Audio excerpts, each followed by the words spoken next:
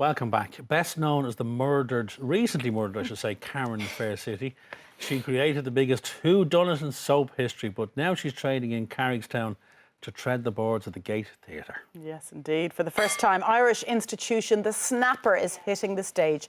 Written by Roddy Doyle himself, the story is a warm and funny account of pregnancy in Northside Dublin in the 1980s. Taking on the role of Jackie. Best friend of the recently pregnant Sharon is actress Kate Gilmore, who joins us now. Morning, Katie. Morning. Hi, Kate. Hi. Welcome. No pressure then, Katie, huh?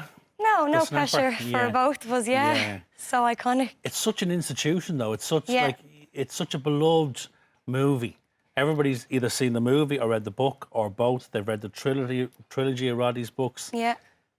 We're handling this with care, aren't we? Oh, big time, yeah. From the director to the artistic director, Selena, Roisin, Roddy, everyone's on board. Everyone's exactly handling it with care. Like, everyone wants the best for it. Everyone wants to keep the through line from the novel all the way to the adaptation for stage. So yeah. And there's pros and cons to everyone knowing the story so well. Absolutely, and it being that kind of cult, iconic movie where people can quote all these lines. Yeah. Because with that comes the pressure of, will this stage version live up to the movie and the book? And of course, you have Roddy Doyle sitting in rehearsals yesterday, I believe. We did, which is a luxury to have the writer in the room. Yes. And he was smiling. Obviously, he doesn't give, he doesn't speak directly to us about his thoughts on it. He speaks to the director, and then she, carefully relays that information to us, not to hurt our feelings too much. But he was smiling all the way through. He seemed really happy. He's written it himself from the book and from the movie, so it's a great It's a great starting place, yeah. But also what I found interesting as well, Kate, was that for the first, we've been rehearsing for 5 weeks 5 weeks now, yeah. But Roddy was in the room for the first 3 days with us and I thought this was really interesting because a lot of the cast weren't born in '87. Yeah. So they sort of spent, with Roisin McBain, our director, who's brilliant, and Roddy, they sort of spent the 3 days taking everybody back to that world, and we all spoke about Ireland in 1987. Yes. What we were wearing, what we were listening to music-wise, what was the big news stories, it was Princess Diana stuff. We went back to and it was incredible 3 days. We were chatting during the break and we were saying this movie came out in 1993, but actually it was set, as you said, Simon, in the 80s. Yeah, and the book is set in 87, isn't it, Katie? 87, and it's because there's a difference between the 80s globally and the 80s in Ireland. We're a little bit behind fashion-wise, music-wise, so it was very fashion was well dodgy, wasn't it? Yeah, and even in general, it was very dodgy. Simon and I had fittings yesterday, and some of the stuff is... And what kind of stuff do they have you in? Because you're one of Sharon's friends, so you're Jackie. Yeah, I'm Jackie, but we've established that Jackie is a little bit of... she's a woman before her time. Yeah, so she's in quite sophisticated stuff. I got away with it. With a lot. You did, Nice play suits, and the hair is excessive, but it's all good. It's all off its time. But it's 1987. Accurate. The hair was excessive. Exactly, and that's what's so fun about it as well. Not only you're in the world of the Snapper, you're in the world of 1987. So you're hearing music, it's bringing you back. It's really immersive, and the atmosphere. I love that. And I love the detail of the rehearsals in terms of even we do a warm up every second morning, and it's 80s music. We're doing that. Yeah, brilliant. So straight away, it just gets you back in there, in that zone, into the 80s zone. I think viewers might not realise when you say you're in rehearsals for the last few weeks, these are full days, 10 to 6 or something, every day, including today. Monday to Saturday, including today. Great to be working on a Saturday. Let's talk about Fair City.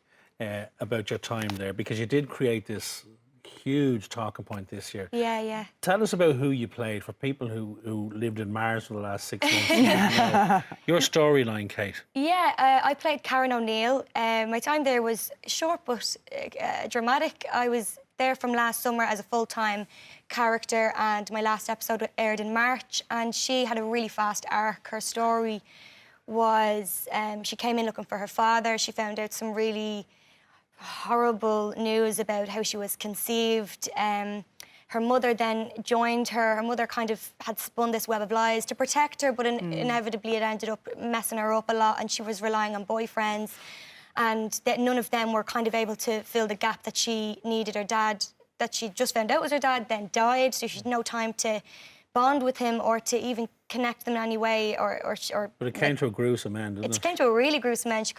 She went off the rails, and she kind of managed to annoy absolutely everybody around her. So, Which was great, and great writing, because you have so many suspects. You have so many suspects, and genuine suspects who really had motive.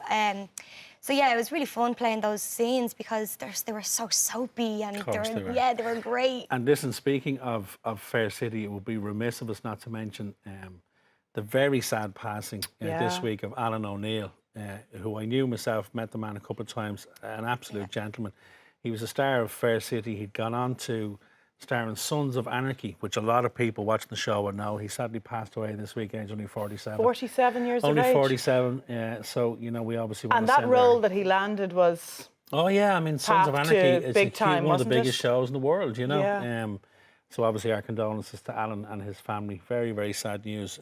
Desperately You were sad. talking as well earlier on, Katie. You got Anna excited. You were talking about The Gate, because Kate has just finished doing Assassins, Stephen Sondheim's critically acclaimed musical, which was at the Gate Theatre. An incredible cast. But tell us what happened on the last night, because you only finished... This is just last night, is it? Last Saturday. No, last Saturday. We had it running for 7 weeks, and we were just talking about like audiences and how you never know who's going to come and see it and who's interested in the show, the theatre. And on the last night, I looked out, and Jennifer Saunders was like right in the middle of the bank. Front. I couldn't believe it.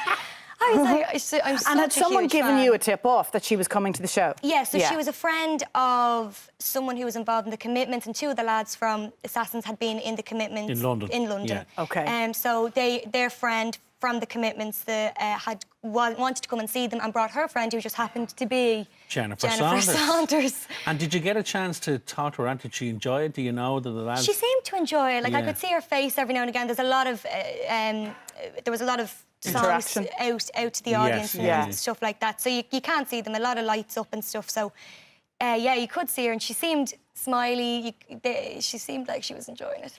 You're one of those girls, Kate, and one of those actors, I should say, that has now become what's known on the stage as the triple threat. Because you're a fine actress, you're a great singer. You should hear this girl sing, and you can dance. But I think the actors generally in Ireland, we're getting better at becoming all-rounders.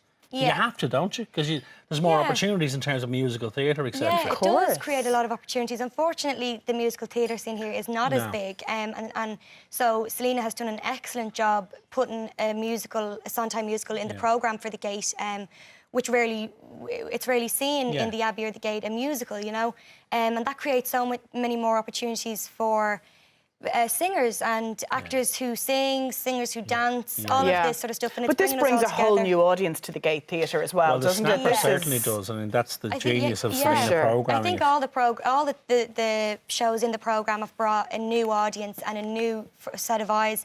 You know, bringing in people who, like I said, really love Sondheim. Yeah. Then for the Snapper, obviously, the Roddy Doyle fans. Roddy Doyle fans, Snapper fans, dubs who have never been to the theatre, who want to see their own lives on stage, who have never been able to have the luxury of seeing that in the Gate, particularly. And it's on right next door to the Rotunda where she has the baby. Oh, funny that. Yeah. Poor Sharon. Kate, the very best of luck. Thank Can't you. wait to see you. See you in half an hour in rehearsals. See you in the car in a few You can minutes. share a taxi into town.